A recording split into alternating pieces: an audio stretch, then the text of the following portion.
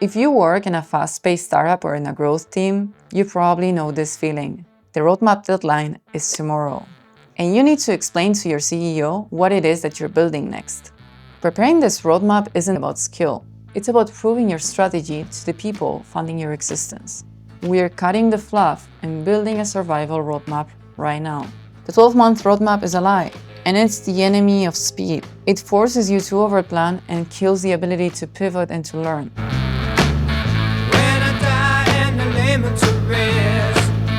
Every line of code is a chunk of your bank account burning, and your roadmap is your investment prospectus. Before we define how this survival roadmap looks like, I think we need to address the mantra problem.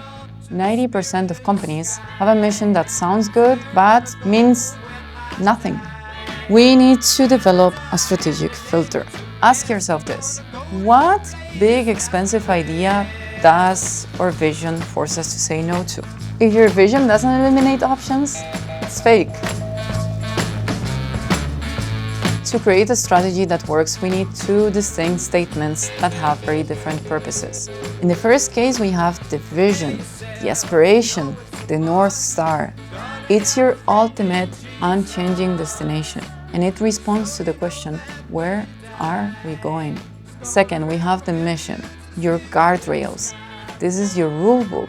It defines how you operate every single day, and also defines your non-negotiable constraints. It responds to the question, how will we operate? For example, ensuring user privacy first, or making sure that the architecture is always scalable. We need to define an example for this topic, and it's going to be to do a cross-country road trip. Think of a road trip across the US, from New York to San Diego. The vision is your destination. Where do you want to get to? The mission is equivalent to the guardrails. It helps define the decisions that you're going to be making when you're trying to reach that vision.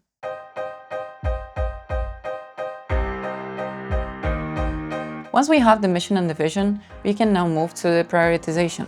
However, I'm aware that it can sometimes be confusing to define what it is that should go into that roadmap, deciding on those themes. If you're a junior PM staring at a blank canvas, freaking out, don't worry, got you covered. We're gonna look at this as well.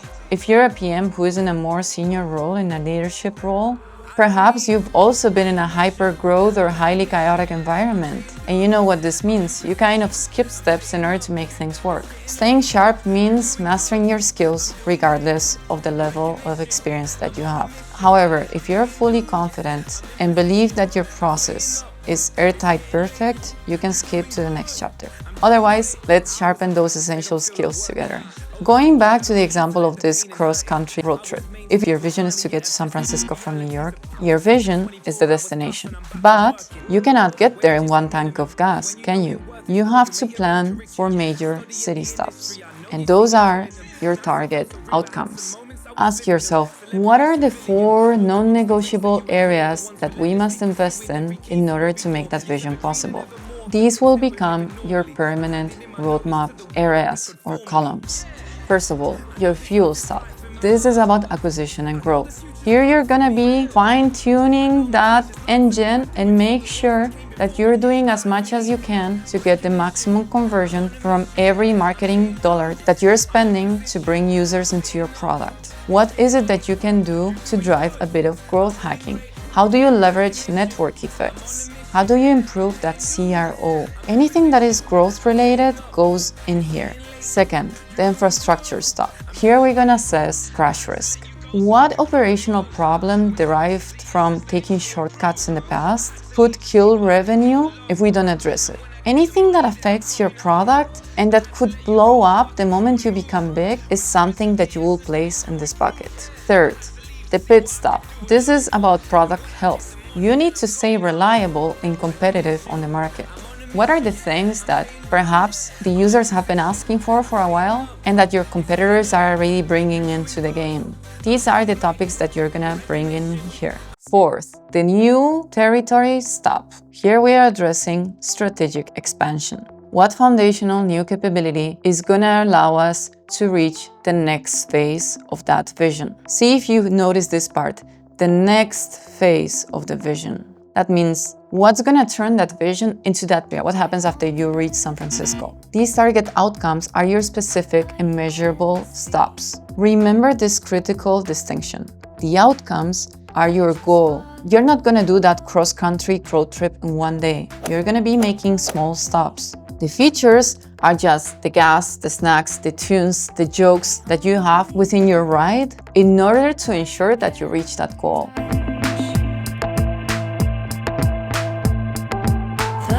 Now that you have those foundational themes, you need to make sure that your product strategy and that the themes are aligned with the company strategy. What if the founder holds the key market bet and they are keeping it vague? You need to perform a strategic takedown, which will force clarity. Frame your questions as risk mitigation. First question, the sacrifice question. Here you're gonna put into perspective your operational filter. For example, you can just make a question such as, if a feature gives us 50K in revenue, but forces us to go against our mission, fully automated self-service product, should we build it? I need to hear the hard no, so then I can bring the importance of this scalability to the engineering team. Second, the winning question. This is about the market bet. Your question here is something in the style of, are we betting our runway on market share or profitability? What is the firm priority for the next 6 months? Third one, the accountability question. Here you're gonna make sure that everyone is aligned on what the strategy that has been decided really means. I define the product mission. However, my work is just a guess unless I have your constraint. What is the single biggest trade-off that we are going to accept as a company in order to make that market bet? This question is going to help you realize whether the strategy has been really well thought of. So you can also drive the strategy from the product into the business. Getting clarity in these 3 questions is going to transform that vague goals into an undeniable strategic filter. What happens if you don't do this?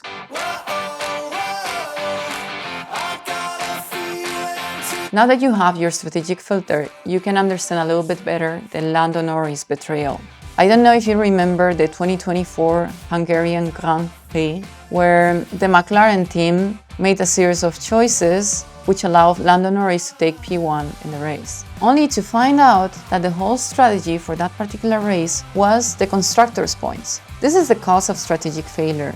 You don't wait for the last moment to reveal what your strategy is. You must communicate the goal before the race even starts. Otherwise, you're not the leader. You're the messenger delivering the bad news of wasted time. And think about the impact on the team morale. Imagine being in Lando Norris's position and having to hear that you need to let yourself be passed by another driver. I seriously developed a high respect for Lando Norris because he let go of his ego to do what it is that you want to do and instead thinking of the team. So we now know we need to sacrifice, right? But how do we know which features are Lando Norris and which ones are Oscar Piastri? We can't rely on our gut feeling. We need a tool that makes the trade-off objective. The tool that we are going to use is a prioritization matrix. Stop arguing and start estimating. We are going to prioritize based on the impact, value versus effort. The focus quadrant is the area of high value and low effort. Everything else is a high-stake, risky bet. The final score here is your betting odds. Your value is in gathering the subjective input and signing your name to it and transforming it into an objective prioritized list.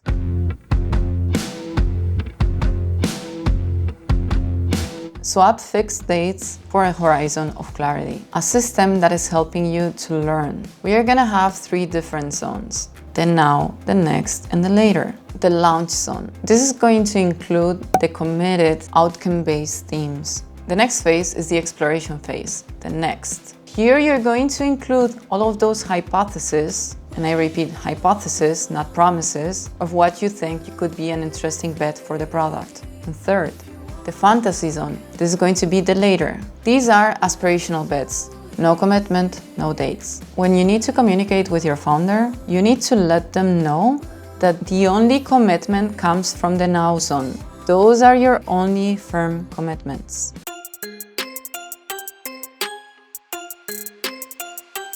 Since you work in a fast-paced environment, you probably already know this, but if you build fast, you're gonna fail fast. You're gonna bring into your roadmap a plan to use 10 to 20% of the team's capacity to fix bugs or to make sure you're taking care of that technical debt, and to have a learning spike, to learn something new, to validate a hypothesis. If you skip this, you're guaranteeing that you're gonna slow down and fail the next quarter. Now, let's do a small recap. We started by defining the two distinct statements, vision and mission. The next step was defining what are the themes that are going to feed into this roadmap. First one, the fuel stop, acquisition and growth. Second, the infrastructure stop. Here we are assessing the risk of a crash. Remember, things that you've been avoiding taking care of that could blow up in your face if you reach a milestone. Third, the pit stop. Here we're talking about product health. It's about staying reliable and competitive in the market. Not making your user happy, but keeping your user happy. And fourth, the new territory stop. This is the strategic expansion. What happens after you achieve that vision? Once you have those themes, you're gonna prioritize those themes. This matrix is going to help you find that focus quadrant. The horizon planning is going to be defined by 3 different phases: the now, the next, and the later. The now, the launch zone. Here you're gonna put all of the items from your focus quadrant. In the next, we are going to test all of those hypotheses of what we think is going to be good for the product. In the later, we are going to include all of those aspirational topics that we cannot prove nor define in time. And finally, including a capacity planning of 10 to 20% to address technical debt or learning new things. Now, stop feeling pressured and get strategic. Your rapid roadmap is your investment prospectus, your shield of focus, and your tool for survival. Thanks a lot and have a great day.